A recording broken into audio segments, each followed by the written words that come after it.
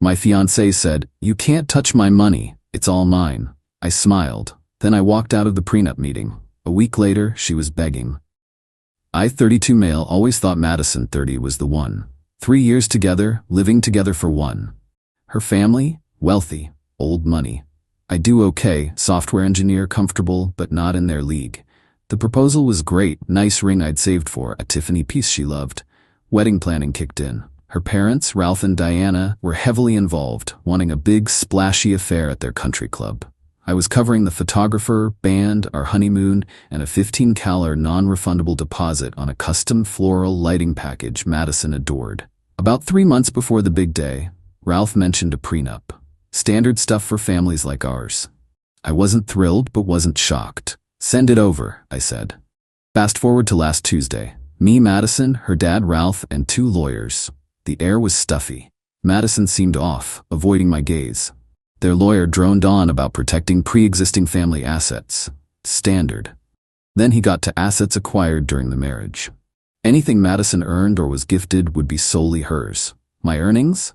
Potentially marital property, but my access to her larger income stream was creatively restricted. Even a clause about any business I might start, she'd get a share if it boomed. Her businesses were ironclad hers. I looked at Madison. She was fiddling with the Cartier bracelet I'd bought her. My lawyer, Alan, raised an eyebrow.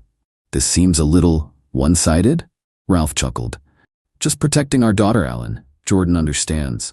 I waited for Madison to defend us. Silence. Then their lawyer mentioned a complete waiver of spousal support for me, regardless of circumstance. I finally spoke. "Madison, are you on board with all this?" My voice was calm. Inside, something cold was spreading. She finally looked at me. Not with love, defiance, a hint of disdain. "Jordan," she said, her voice flat, "it's just how it has to be. You can't touch my money. It's all mine. No, our future, just my money. All mine." The last 3 years, the future I thought we were building, all reduced to her money. I didn't argue. I looked at her smirking father, at their lawyer. Then I smiled, a genuine, slow smile. I stood up. "Well, this has been incredibly illuminating," I nodded at Alan. "I don't think we have anything further to discuss." I turned and walked out. No drama, just walked. Alan caught up with me in the lobby, stunned. "Jordan? What on earth?" "It's over, Alan," I said, weirdly serene. "She just told me everything I needed to know." He started to talk negotiation, but I shook my head. "Some things aren't negotiable." That was Tuesday. It's now Saturday. My phone has been blowing up, but we'll get to that. Update. So I walked out of that prenup meeting. It wasn't a happy smile. It was the smile of a man whose illusions had just been shattered by entitled nonsense. The immediate aftermath was quiet. I went to our apartment. Madison usually got home around 7 p.m. Nothing. I packed a bag, essentials, laptop, left the photo of us from the coast on the dresser. Stayed at my buddy Dylan's. Wednesday morning, the phone started. Text from Madison. "Jordan, where are you? We need to talk about this." I didn't reply. Call. Ignored. Voicemail. "Jordan, seriously, this isn't funny, call me. My father is upset. Ralph was upset. How sad." I went to work, couldn't focus. My lawyer Alan called. Their lawyer called. They're surprised, willing to reconsider discussing terms. "Alan," I said, "was Madison in that meeting? Did she hear herself?" "Yes, but..." "Then there's nothing to discuss. Tell them the wedding is off." Pause. "Are you sure, Jordan?" Just did the math, Alan. Staying would be a bigger, dumber step. Wednesday afternoon, the disentanglement began. First, Pedal Pushers Deluxe, the $15 non-refundable deposit I'd paid. "Me, hi, I need to cancel the Miller-Hamilton wedding." My surname is Miller, hers Hamilton. I'll keep these generic surnames for the wedding name as they weren't characters. Vendor lady. "Cancel? The deposit is strictly non-refundable." Me. "I understand." The bride indicated a fundamental disagreement on partnership terms. Perhaps Miss Hamilton or her father would like to take over the contract? She sounded sympathetic. "Yes, we have their details. I'm so sorry." Next, the band. Another $5 deposit. Same conversation, less sympathy. Sent him Madison's and Ralph's contact info too. Photographer, $3 deposit. She was understanding, offered a partial refund if she rebooked. Honeymoon, Maldives, $20. Luckily, refundable. Called Amex Travel, cancelled, refunds confirmed. Small win. Thursday, Madison again. Texts getting frantic. "Jordan, this is ridiculous. You're embarrassing me." All our friends are asking what's going on. The invitations are out. My mother is having kittens. You need to fix this. I needed to fix what she broke. Then Ralph called. Ralph, Jordan, what you did was incredibly impulsive and disrespectful. Me, Ralph, what was disrespectful was that prenup and Madison's statement. It told me I'm not a partner. Don't be dramatic. It's just business. Marriage isn't just business to me. If it is to Madison, she needs a different partner. You're throwing away a wonderful future over a piece of paper. That piece of paper and her words were the future she offered. No thanks. You're going to regret this. Madison is devastated. Is she devastated she hurt me or that her wedding might be off? He hung up. Good. Friday, arranged to get my stuff. Dylan came. Madison wasn't there. Packed my clothes, books, my Wüsthof knives, my rocket espresso machine, my art, left the keys. No note. Walking out was the note. Saturday, the begging commenced. Text 6 a.m. Jordan, please, I miss you. I'm so sorry. I didn't mean it like that. It was my dad. He pressured me. The lawyers, they made it sound so harsh. Please, can we talk? I love you. Love. Didn't feature in the prenup. I haven't replied.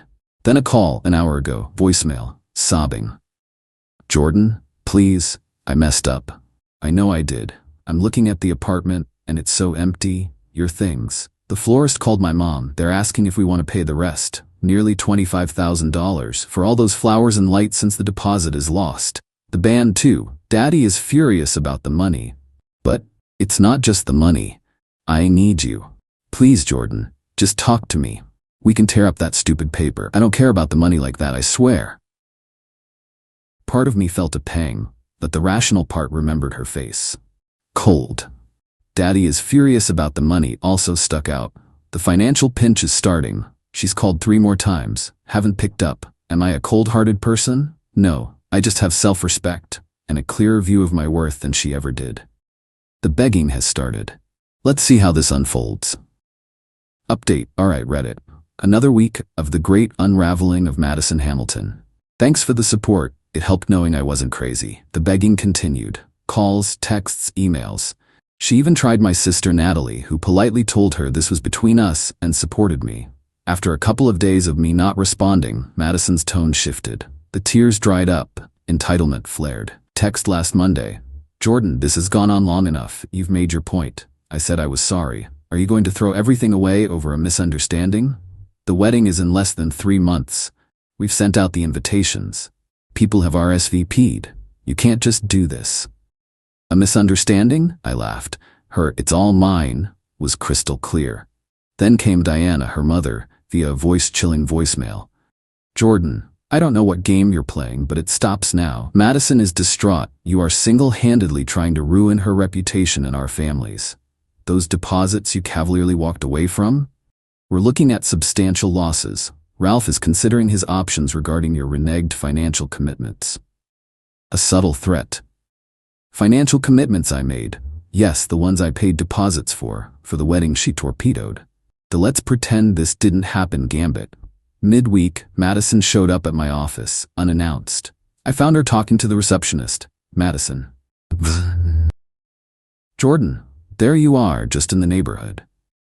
My office is nowhere near her usual spots, Madison. This isn't the place. We went to an empty meeting room. Okay, look, you were mad. I was stupid. Dad was an ass. Let's just move past it. Call the vendors, tell them it's back on. No harm, no foul. Madison, you told me my contributions meant nothing. That's not no harm. I was just repeating what they said. I didn't mean it. You know I love you. Me, love doesn't try to financially gut someone pre-marriage. You owned it, Madison. You can't touch my money. It's all mine. Her face tightened. So that's it? You're really going to destroy everything? Everyone will know you called off the wedding. No, Madison. Everyone will know it was called off because we weren't on the same page about marriage. She stood up, eyes blazing. You'll regret this, Jordan. You're making a huge mistake. You think you'll find someone else? Someone who will give you the life I could have? The life she could give me. Me. I think I'll find an equal partner, not a financial accessory. I was building a good life on my own. I don't need yours. She stormed out, pure rage. The dirty trick, attempted sabotage. A few days later, my boss, Gabriel, calls me in, looking uncomfortable. Gabriel, Jordan, I got a call this morning from Ralph Hamilton. My blood ran cold. He, implied you might be going through personal instability affecting your work. Mentioned erratic behavior, suggested the company be careful given sensitive projects. Ralph actually tried to seriously jeopardize my job because I wouldn't marry his daughter under their terms. Me, Gabriel, that's a complete fabrication. My personal life had an upheaval, yes, but my work hasn't suffered. You know my record. Whoa, easy, Jordan. I know, your performance is stellar. The call was odd. Sounded like a bitter old man. I told him I had complete confidence in you. Relief. Thank God for reasonable bosses. Gabriel, watch your back with that family, Jordan. They sound like a piece of work. My revenge, the calm and collected counterstrike. That call from Ralph? That flipped a switch. Sadness gone. Doubt gone. Now I was furious, but I'd be methodical.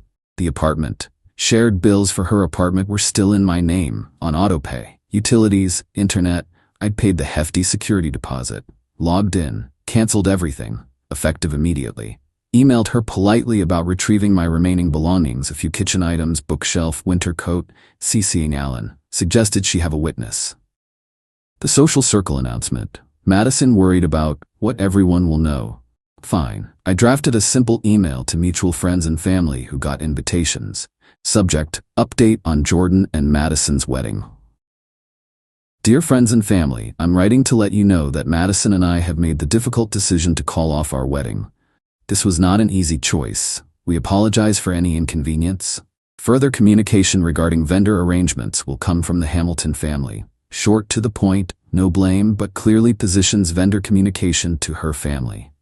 Alan approved. Sent it. Supportive texts poured in from my friends and some mutual ones. The financial cleanup. Went through credit cards, bank accounts, canceled any joint plans or subscriptions solely in my name that benefited us both. Wine club she loved? Gone. Streaming bundle? Downgraded. Not about money, but principle. Madison's reaction to utility cancellations. Really, Jordan, you cut off the internet? How childish. My reply, not childish, Madison. Fiscally responsible. You said, it's all mine. Assumed that applied to bills too. Silence. The wedding cancellation email apparently caused a meltdown. Mutual friend Sophia called. Dude, Madison just posted an unhinged Insta story about betrayal, then deleted it. Her mom called my mom ranting. Me, let's just say the prenup showed a side I couldn't live with. A prenup? Oof. Say no more. Validating. Ralph hasn't tried anything else with work. The begging stopped. Now angry texts from Madison, ignored, and stony silence from her parents. Good. I feel lighter. Dodged a huge problem. The anger from Ralph's stunt fuels a cold determination to be done. Still gotta get my stuff. That's next. Update. Hey Reddit, Jordan here with the final installment. About 6 weeks since D-Day at that prenup meeting. The dust is settling. The great stuff retrieval mission. After my wedding cancellation email and cutting off utilities, Madison emailed curtly, Sunday 2 p.m. Doorman will let you in. I will not be there. Fine by me. Dylan came. The apartment felt cold. Grabbed my coat, remaining kitchen stuff, my good all-clad pan, books, a photo of my late grandparents. On the fridge, where photos used to be, was a wedding invitation. Scrawled across it in red lipstick, you rascal. Classy. Shrugged, dropped the key with the doorman, changed bastard to something less profane but still conveying anger. The financial consequences for them, lol. Alan got a call from Ralph's lawyer. The Hamiltons were not happy about vendors demanding payment or keeping huge deposits. Remember that $15 deposit for Pedal Pushers Deluxe I'd paid?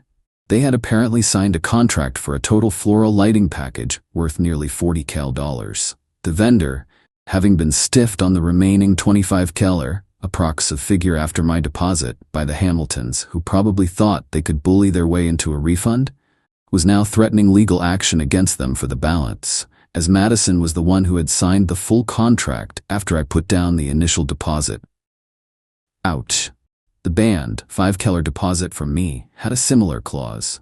Madison and Ralph had apparently tried to tell them the cancellation was mutual and they shouldn't be on the hook. The band leader, a no-nonsense dude, basically refused their demands. Their country club venue also held them to a hefty cancellation fee. Awkward. Ralph's lawyer tried to see if I was liable. Alan shut it down. My contributions were defined. Their attempt to shield her money meant they owned her contractual obligations. The irony. They were looking at losing tens of thousands, all because it's all mine. The social fallout, also for them. My calm email worked. Friends were supportive or neutral. Madison's villain narrative fell flat, especially as word of the prenup and financial mess spread. Sophia said Madison became a recluse. Her mother Diana was mortified by gossip and wasted money. Ralph was apoplectic. Their actions, entitlement, greed, that's what caused this. I just refused to be their doormat. Natural consequences. A moment of vulnerability. One evening, about 2 weeks ago, it hit me. Not sadness for losing Madison, but for the three years the future I thought I was building. Poured a stiff whiskey, sat on my new balcony, and felt it.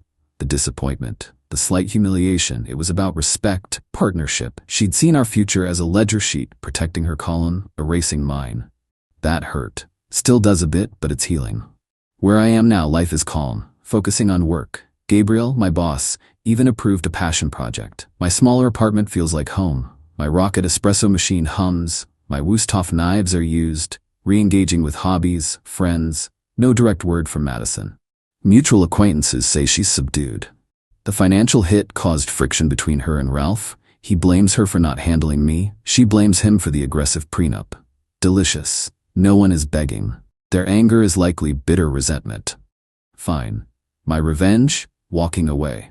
Choosing self-respect. Letting them face direct consequences of their arrogance. Hearing about them squirming over lost deposits, it brought a grim smile, not gonna lie.